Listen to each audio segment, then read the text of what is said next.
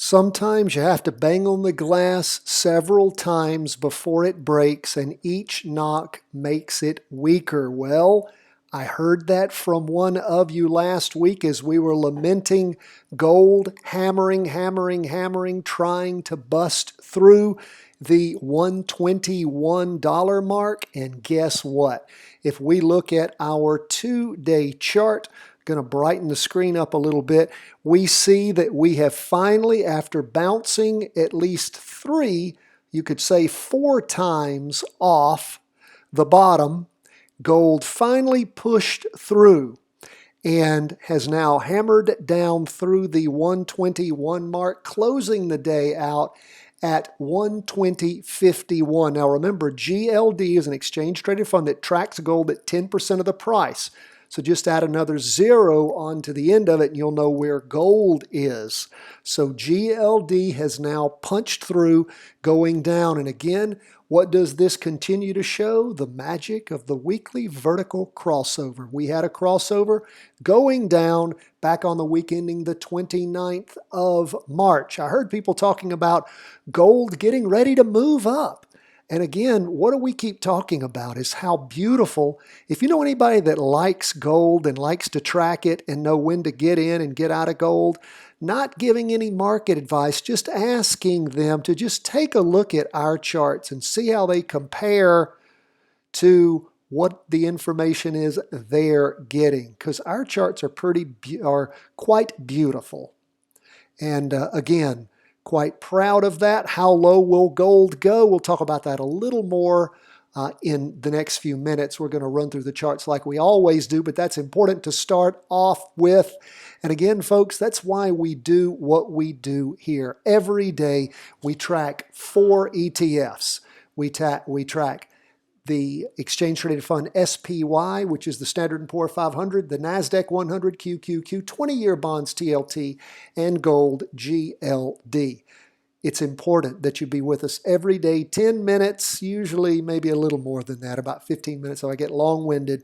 But I consider it, hope you consider it, some of the most important time you spend in the market every single day, so you can figure out what's going on and make in the future important decisions for yourself. Remember, perfect practice makes perfect, and in order to understand what's going on in the market, it's not listening to CNBC, it's not reading the Wall Street Journal, it's not watching Bloomberg. You can use some of that information, but many times, those of you who followed the market for a long time know it can confuse you and send you in wrong directions. The charts are what's actually going on, actually happening. You can watch them. Modern day conveniences like TC2000 and freestockcharts.com that we use allow you to track the market moment by moment. And it's amazing because you see what's actually going on. You're not hearing it through media filters because remember, those shows are on TV and those journals show up at your door based on ads and or money that you pay them to get whatever it is they're giving you, as opposed to reading the charts that tell you what's really happening. Let's jump into the markets and see what's really happening. S&P 500 up for the day, 0.07%. We have a green up candle that is growing. It is actually moving. It's so far a little bit higher than it was over the prior week. Derivative oscillators gaining upward momentum. Price percent oscillators heading up quite nicely. Go to the 2-day chart. What do we see there?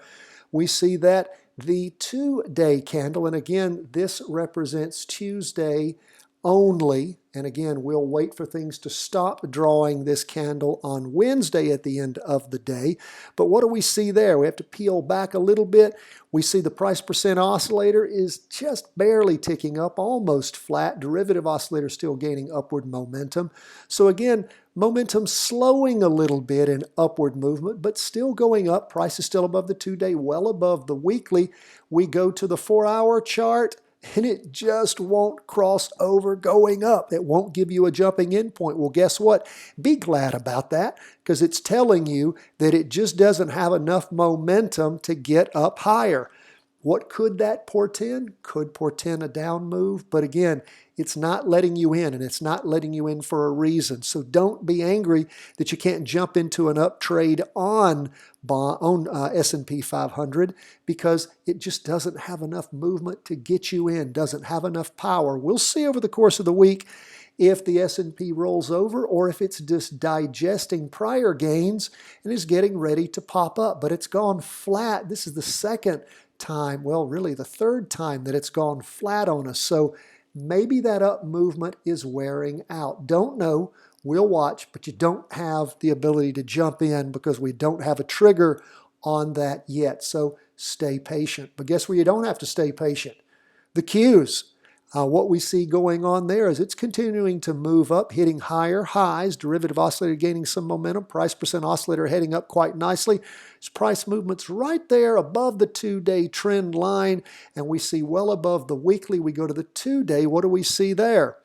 Well, on the 2-day chart, again, it's getting quite flat. Derivative oscillators gaining a little momentum. First day of this latest 2-day candle, pretty flat. Price movement is moving higher. We're going to need to redraw the 2-day trend line to give us some semblance. Again, we don't want to get too far back in time. And again, we've connected 3 candles. We might be able to connect as many in time. That's pretty good so far. So we still have price movement above the 2-day, well above the weekly. And of course, we go to that 4-hour chart. What do we see there? We see that price continues to try to push up. Now again, what are we relying on here where our 4-hour chart, it gave us a jumping in point, if you recall, had a jumping in point all the way back on Monday the 1st. And then of course the 4-hour rotated over going down on us on the price percent oscillator. But remember, we use the 4-hour chart for our trigger to jump in, not to jump out. Once we jump in, we then revert to our larger charts. Now, we do see the 2-day going flat. So again, you can be happy with your profit at any point. We've talked about that over the last few days, but the market seems to keep wanting to get higher. How much higher will it go? Cannot tell you. If you look at where the market peaked out before, and we go back in time, of course, you can see we are getting right up around that same region. In fact, peaking out somewhere around the 187 mark or so. And of course, where we close the day at 186.50, how much higher will it go?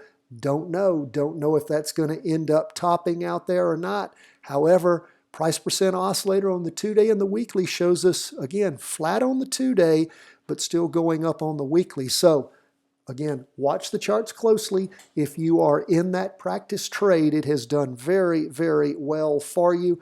And we'll just continue to watch and see how much higher these markets go. So we leave stocks, we go to bonds. Bonds down for that 8.63%.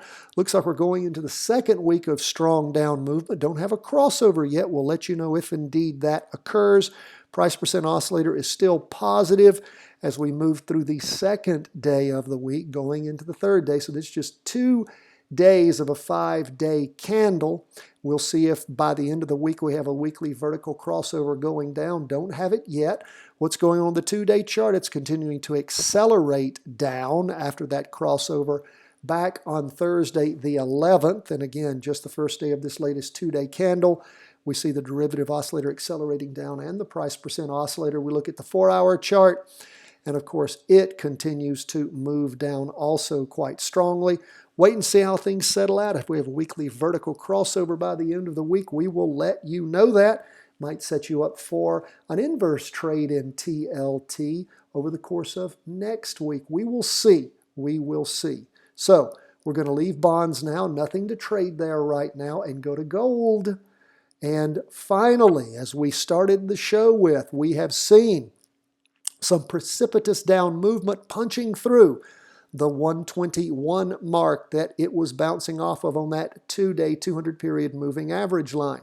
Now, as we look at gold, we see that we have a strong weekly down candle forming. Remember, we had a weekly vertical crossover going down for the week ending the 29th of March. And as we continue to watch, we had a down week that prior week. Then we had a bounce off the 121 mark, The next week, that was last week, ending the 12th of March, we saw a green doji, means indecision, tending up, but lots and lots and lots of indecision. And so far, 2 days into this week, strong down movement, derivative oscillator accelerating down, price percent oscillator spiking over, going down. The 2-day chart, of course, the first day of this latest 2-day candle hammered down. We had a down candle before representing Friday and Monday. But again, this Tuesday, first day of the latest 2-day candle, big strong down. That's where we see it punching through the 2-day trend line. And like one of you said quite appropriately, hitting the glass, hitting the glass, hitting the glass, finally broke through. How low will it go? Well, why don't we see if we can find a point where it might stop? And again, hard to find one as far until we get somewhere down to about the 114 mark. Will it go that low at this point in time?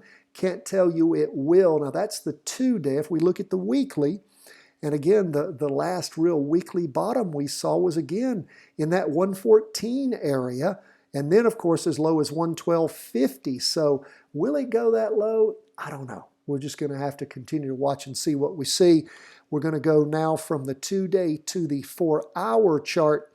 And of course, on that 4-hour chart, we see things accelerating. The jumping in point for this latest down move was, of course, after that crossover on Friday. It was Friday afternoon. We had a jumping in point somewhere around the 120, the 122 mark, something like that, high 121, and of course, all the way down to a low throughout the day.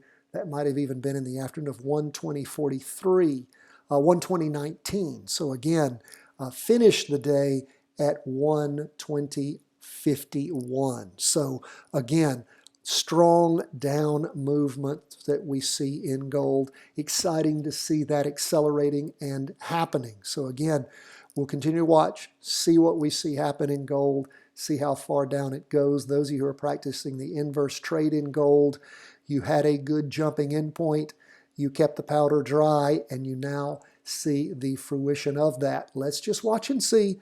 Gold has been weird, and we will see what happens with gold and just how much of an effect punching through that 121 mark has. That's where we are, folks. As we end the day on Tuesday, go into Wednesday, the 17th of April. We so appreciate you being with us. We are, again, excited to bring you this broadcast every single day. The market is open. If you haven't purchased our book, Charting Your Way to Wealth, why haven't you? It's available in its 9th printing. We have a copy waiting for you, an autographed copy that we will get right out to you. You can find links in the show notes if you would like to purchase that book. If you happen to live overseas, then email us. We will send you an invoice via PayPal. You can pay that, and we'll send you your book overseas. And if you want to be a Patreon supporter, have at it. We love our Patreon supporters and very much appreciate them and their support of the channel. Patreon supporters, of course, all receive our quarterly chart training, our Bitcoin chart, and the training we have to go with that so you can chart Bitcoin. Proud of that chart and how helpful it can be to you if you want to start practice charting and trading Bitcoin. And we also have a short chart training if you want to look at shorter charts. We've got that special training for you. Plus, we have a monthly question and answer live session for our Patreon members, in addition to reviewing some stock charts and ETFs that you guys are interested in. Thanks so much, my friends. God bless. All the best from the whole team here at Charting Wealth World Headquarters.